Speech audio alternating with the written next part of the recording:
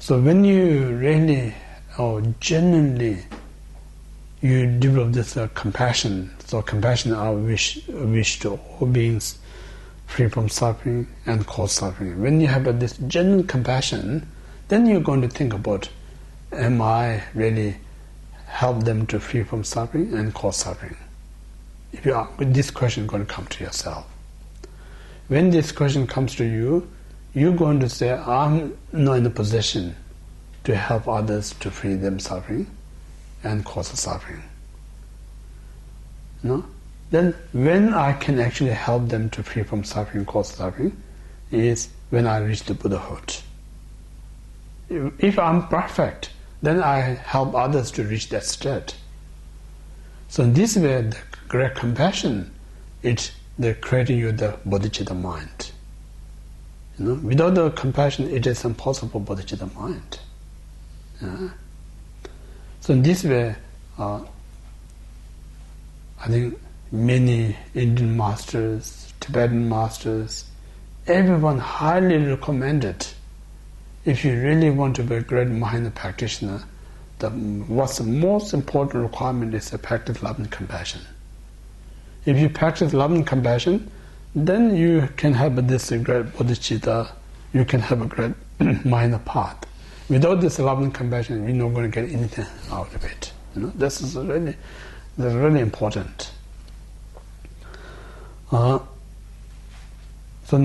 this is a brief kind of a compassion. Then if you talk a little bit more, talk about compassion, we usually talk about three things. Simchen la mikme nyingje, chula mikme nyingje, mikba mebe nyingje. There's three types of compassion. Simchen la mikme nyingje means like a first, means like all beings who experience, primarily suffering of suffering. Suffering of suffering, focus them and wish them free from suffering. So that compassion is what we call the common, what they say like what in the collection of Tibetan's quality they say like in the other religion, there's a Christian, Muslim, Hindu, Jewish, so many religions out there. You're not going to find any other religion, whatever they practice, nothing that exclude the Buddhist practice. Everything there. Every Buddhist talk about there. And Hinduism, and Muslim, and everything there. But many things, the Buddhist practice, not in other religion. It's much richer. So that means like, Buddhists, we talk about the first compassion or sentient being means like object of held beings, hungry ghosts, animal, human, and this much no coverage if you study our other religion. They talk about compassion, but the coverage is very limited. I usually make a joke, I'm saying these are like a mobile phone, Optus, Vodafone, Telstra.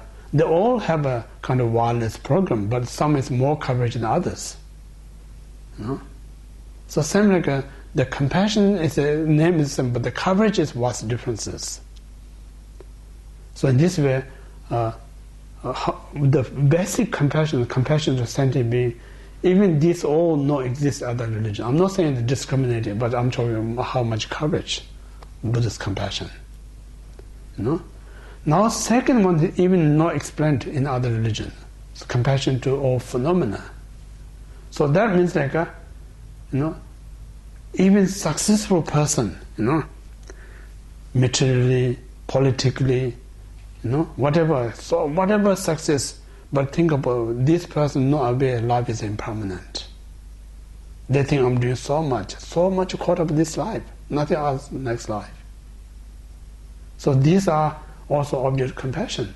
But in other religions, don't talk about compassion. Person who is successful, they are no object of compassion. Person who kills into someone is no object of compassion. But Buddhism says no matter mundane, how much you're powerful, how successful you are, know everything. You're still suffering. You're creating suffering because of impermanence. So this is very unique Buddhist compassion. They never mention any other religion. Then third one is even much more unique. We call compassion, we call objectlessness.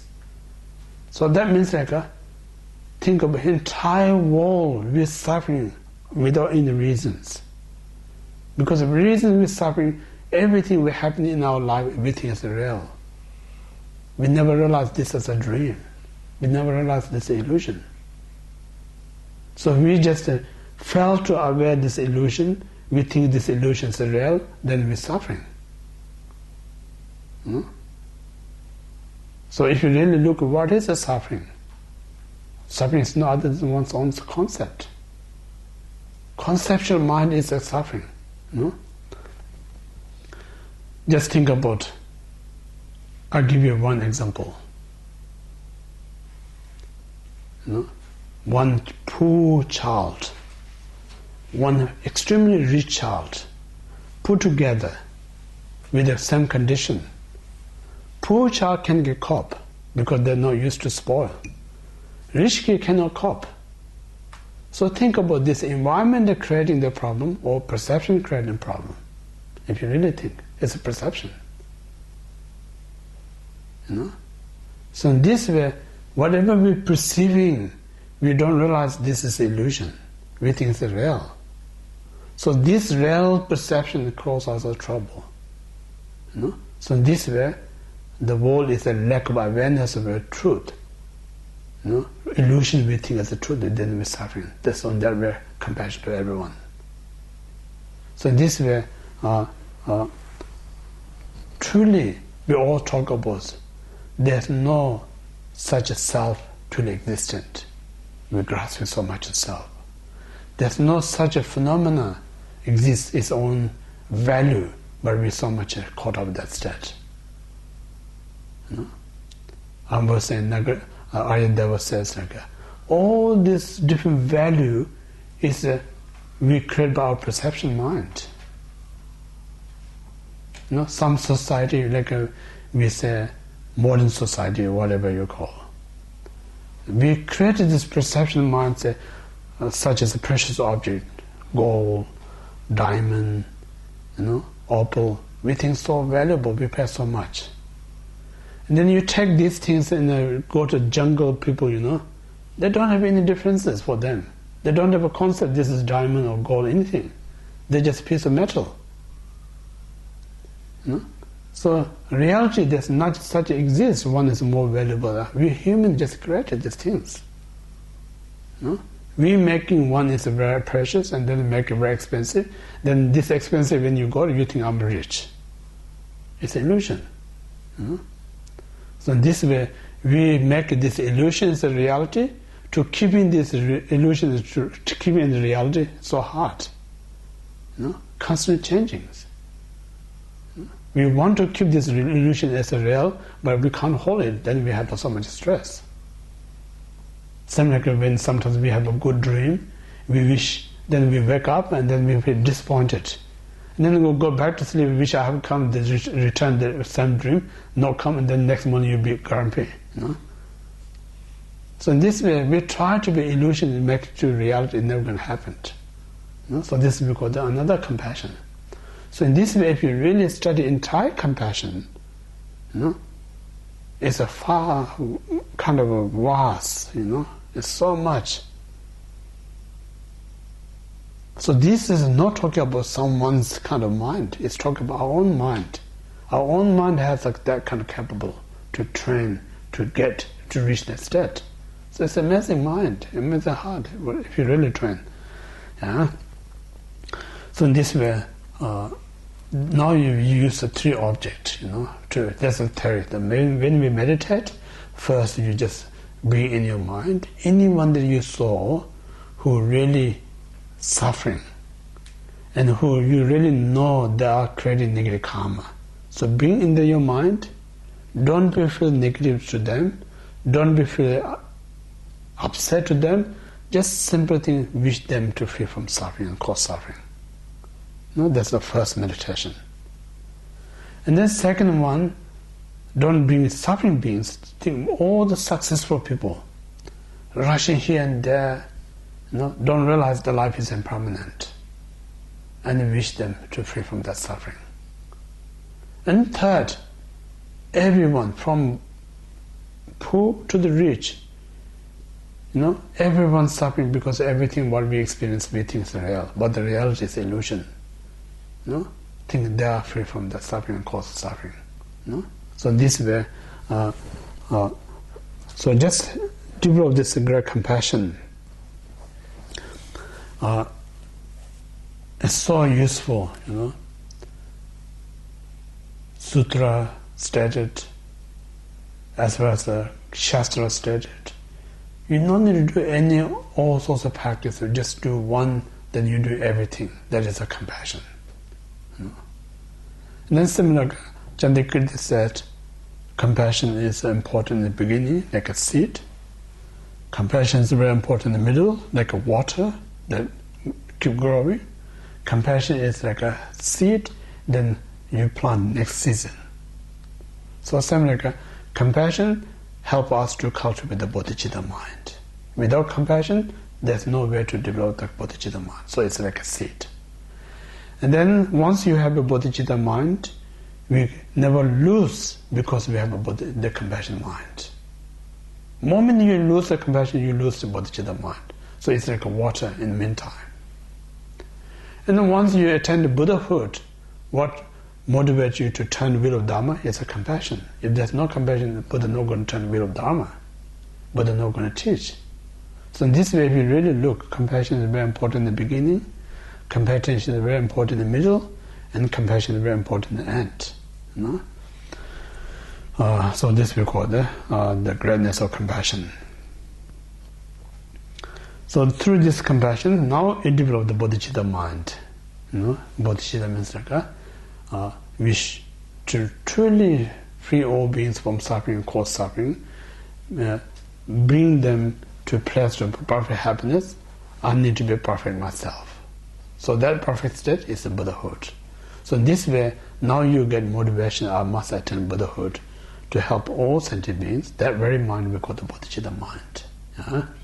Bodhicitta, again, lots of to describe. Bodhi means like an awakened mind. Citta means like a wish to have that mind. So bodhicitta means I want to attain the perfect state of mind. Bodhicitta mind.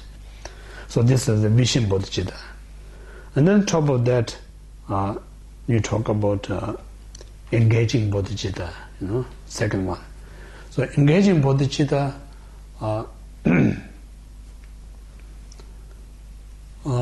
Then we talk about meditative state and post-meditative state, two things. So meditative state, but the prime bodhicitta practice is in bodhicitta avatara state, equalization bodhicitta, and exchanging bodhicitta mind. So equalization bodhicitta means like what they're saying is like how much I wish to have happiness, that much I wish others to have same happiness. So it means like I'm is not important than others. I'm equally important as others. This is important. So reason again is so important, when we talk about equalization, if you don't explain the reason, then it's become like a kind of minor tradition. When you're minor, suppose you have to do this way, So it becomes like a tradition, it becomes like a system. So minor practice, no tradition, no system, is a requirement. So why it's required is, we're saying like what makes you not to perfect? What stops you to attain Buddhahood? It's important. What is the main obstacle nor allows you to attain Buddhahood. The main obstacle is a self-interest. I want something, not others. So this self-interest is the prime obstacle to attain Buddhahood. So to remove that one, I need to train. Others are equally important as I me. So more you train, then I'm more important. That thought not going to be there. So once you remove this obstacle, then nothing that stops you to attain Buddhahood. Yeah. So if you look at that point of view, it's no system, minor system you have to do that way. It's no kind of minor tradition you have to do. It's all point is like to demolishing your self-interest, interest for everyone. Yeah. So in this way, because we always kind of rushing out there, doing all sorts of things for my own happiness, but now we have to think, I need to rush out there to make equally others to be happy, cause happiness. So virtually, you're not running extra. You're running the same thing. I'm saying like enlightened being, how much running around doing all sentient beings. We are only being rushing around how much we're doing oneself. If you really compare, there's no differences. We run the same amount, kilometers are there. But then the result is vast difference. We're running just for one person, enlightened being running for the countless sentient beings. So in this way, sometimes we're actually running more than actually enlightened being run around. So anyway, just kind of where we carry the thoughts, different thoughts that we carry in every day, makes vast differences. So that's one thing. Another equalization meditation is how often I put effort to get rid of my own problems. Now onward, I need the same effort to get rid of others' suffering. So this way, we are, because how much I don't want to be unhappy, that much others don't want to be unhappy. So this way we need to train our mind. Their suffering, we should not be less in value. We should not think my suffering is more important and serious. They are all same.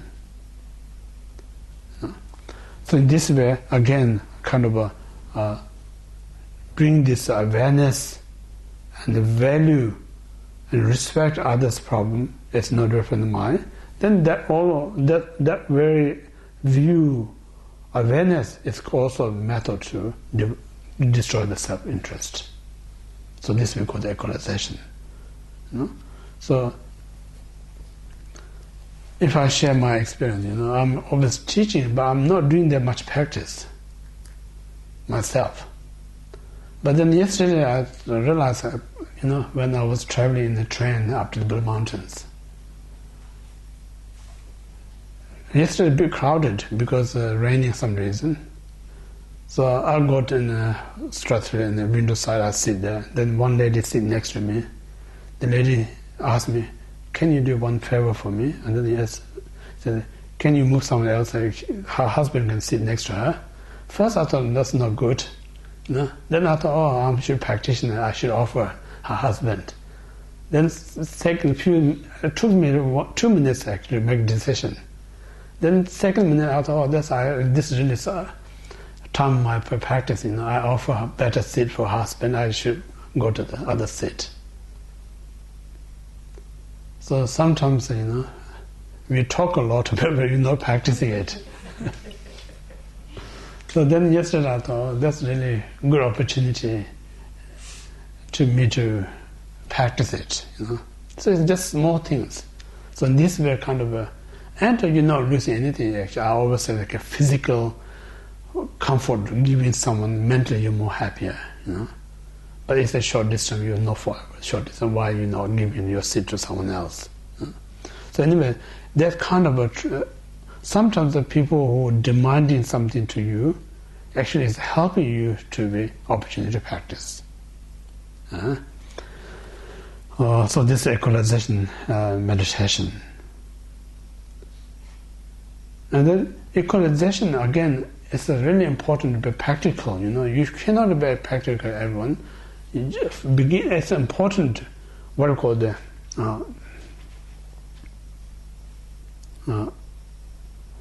little bit forceful and consistent to progress your practice. Because if you're not consistent and forceful, what we have a biggest obstacle not let progress is our laziness, our distractions. These two are the prime that stop us to progress. So to overcome this distraction and laziness, we need to be a little bit forceful. And then in order to develop this habit, we need to be consistent. Gentle and consistent. If you're just doing these two, eventually we can manage to break this laziness and distract the mind. So this way, I always say the equalization meditation is the same as the loving kindness and compassion. Begin, you practice this one, someone who close to you. Let you feel comfortable, let you feel the valuable, where you feel the benefit. So usually the best way to progress is the more you see the benefit, more you see the value. So this is important to see the value and the benefit. If you see these things, then the less effort to do these things. If you don't see the value and the benefit, then it'll be more harder to do this practice. So this way, start from the person you close, then gradually you do more. Especially it's good to do in your workplace. Especially it's good to Dharma centers. When we come here, everyone kind of share. Not think about what I'm going to get from here, rather what I can do more comfort to others. I'm saying if you do nice to 10 people,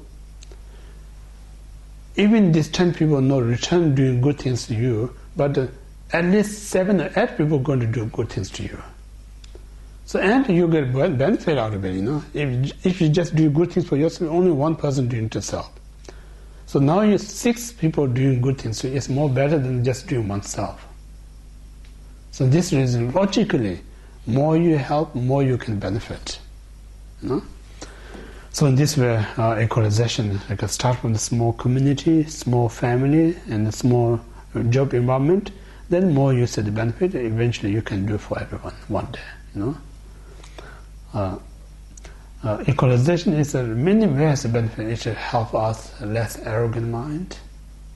Equalization is really help us the humble mind. So really, if you really think about Buddhist philosophy, I think it's really very valuable equal right. We talk about equal right. Really equal right comes when you value others. By the force, you cannot be equal right. We humans cannot be equal right. We always think one is more important than others. Equal right has to come from good heart, not by the politics. So this way, it's so important to develop this good heart. More you have a good heart, then equal right comes. Okay, so here we stop tonight. So beginning with loving kindness. So that brings us a compassion. When you have a good compassion, that brings the bodhicitta mind. When you have a bodhicitta mind, then they lead us to practice equalization. Self and others is equal. Okay.